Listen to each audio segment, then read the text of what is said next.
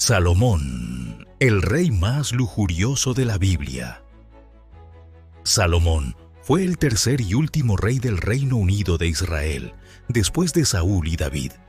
Él fue el hijo de David y Betsabé, la exesposa de Urías elitita, que David había matado para ocultar su adulterio con Betsabé, mientras su marido estaba en el frente de batalla. Su historia se consigue en el primer libro de Reyes.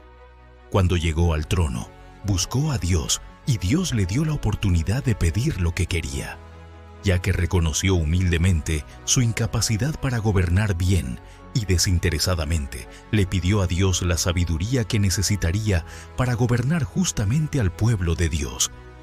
De hecho, así excedía el rey Salomón a todos los reyes de la tierra en riquezas y en sabiduría. Dios también le dio a Salomón paz por todos lados, alrededor durante la mayor parte de su reinado. En Primera de Reyes 11:3 afirma que Salomón tenía 700 mujeres reinas y 300 concubinas. Obviamente, Dios permitió a Salomón tener estas esposas, pero permiso no es lo mismo que aprobación. Las decisiones matrimoniales de Salomón eran una violación directa de la ley de Dios y hubo consecuencias. En Primera de Reyes 3, 1 y 2, donde dice que hizo un pacto con el faraón, rey de Egipto, y se casó con una de sus hijas. Se la llevó a vivir a la ciudad de David mientras terminaba de construir su palacio, el templo del Señor y la muralla que rodeaba la ciudad.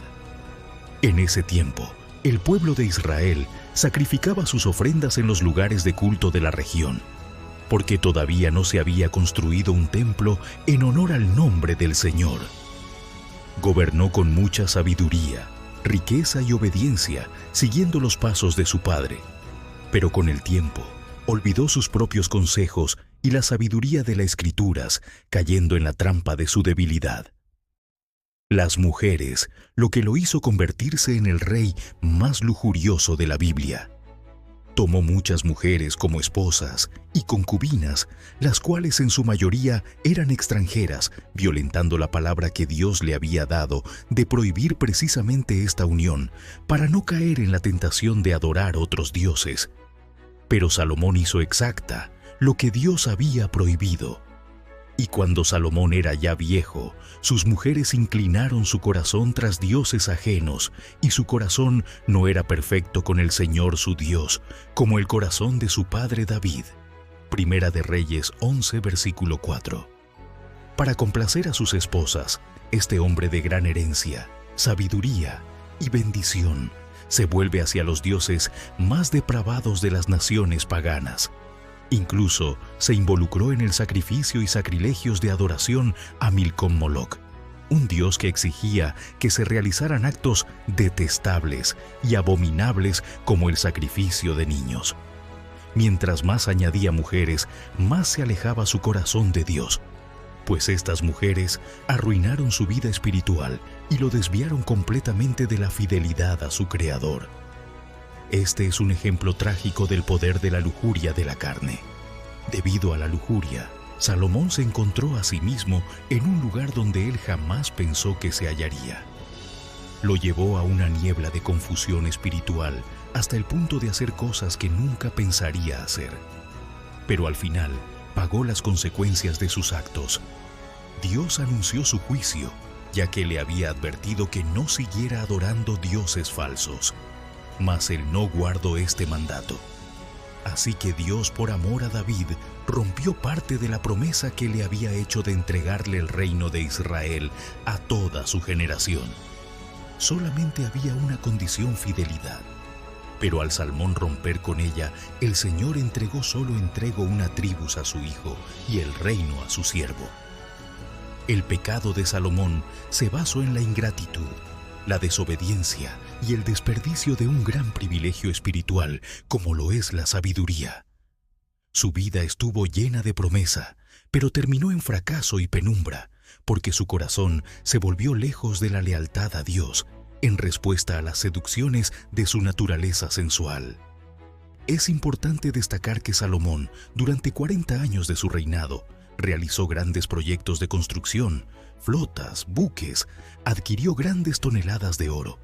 Además escribió el Cantar de los Cantares, el libro del Eclesiastés y una gran parte del libro de los Proverbios. Finalmente, la palabra de Dios dice que Salomón duerme y fue enterrado junto a sus padres. La voluntad de Dios es que nadie peque, aunque sí nos permite tomar nuestras propias decisiones. La historia de Salomón es una poderosa lección que muestra que si buscamos a Dios de corazón, lo encontramos y nos honra si lo honramos. También que el Señor nos capacita para cumplir con una tarea.